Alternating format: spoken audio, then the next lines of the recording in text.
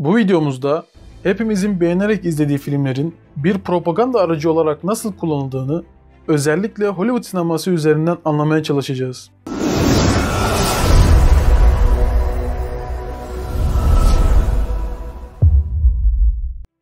Birçok kültür, kendisi dışındaki kültürler üzerinde bir etkiye sahip olmak, onu etkilemek ve mümkünse dönüştürmek ister. Bunun için çeşitli yollar dener, propagandalar üretir. Propaganda üretimi tarihin hemen her döneminde vardır. Bunun ise araçları her dönemde farklılaşmıştır. Dünyada son 50 yıla bakıldığında ise propagandanın en etkili aracı olarak sinema sektörü öne çıkmaktadır. Bir propaganda aracı olarak sinemayı ne yazık ki hakkıyla kullanamıyoruz. Halbuki siyasi ve askeri başarılar sanat ile ne kadar işlenirse o kadar kalıcı olur. Hatta siyasi ve askeri başarısızlıklar bazen sinema ile örtülebilir, dış gerçekliğinden daha başka gösterilebilir.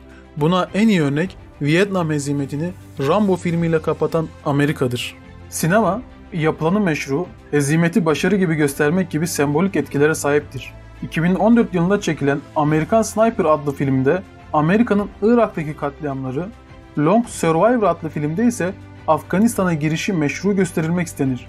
Hollywood yapımı bu filmler dünya çapında milyarlara ulaşarak propagandalarını en etkili şekilde yapar. Dolayısıyla bu filmler Amerika'nın sözüm ona idealize edilmiş yüksek değerlerine hizmet eder.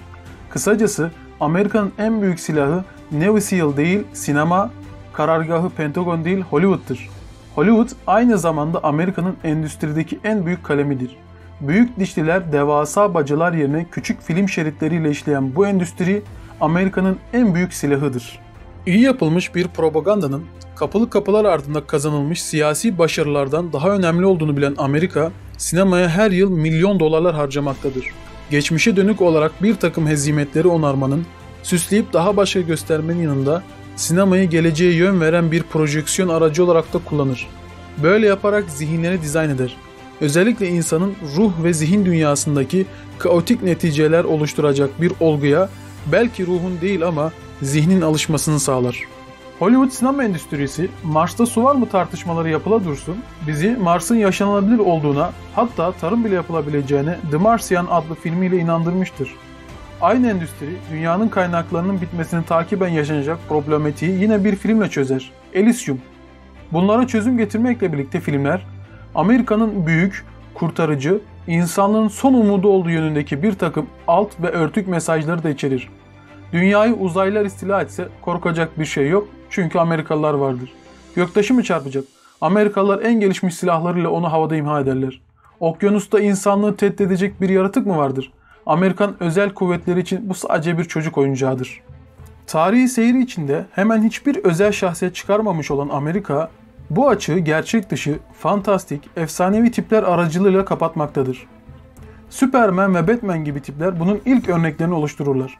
Gerçeküstü olduğu bilinen, tersi ifadeyle dış dünyada herhangi bir realitesi olmayan bu tipler, sadece içinden çıktığı Amerika halkını etkilemenin yanında bizim gibi kadim kültür medeniyet kurmuş ve zengin bir tarihe sahip olan milletleri de etkisi altına almaktadır.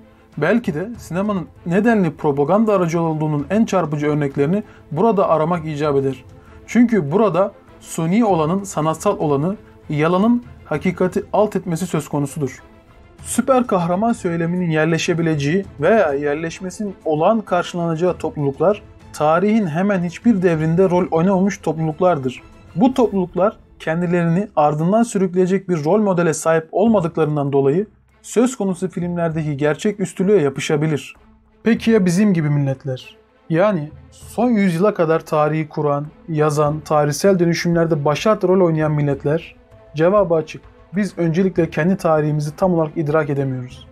Tarihini bilmeyen ve içselleştirmeyen milletler, ki bu bağlamda dünyada ilk sıra bize ait olsa gerek, tarihimize ait olgu, olay ve kurucu şahsiyetlerin propagandasını hakkıyla yerine getiremiyoruz.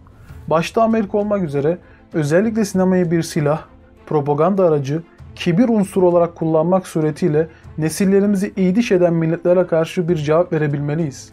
Bu cevabı tüketimlik absürt komedi filmleriyle vermemiz mümkün değil. Kült filmlere ihtiyacımız var. Eğer iyi değerlendirilirse dünyanın en kült filmleri bu coğrafyadan çıkabilir.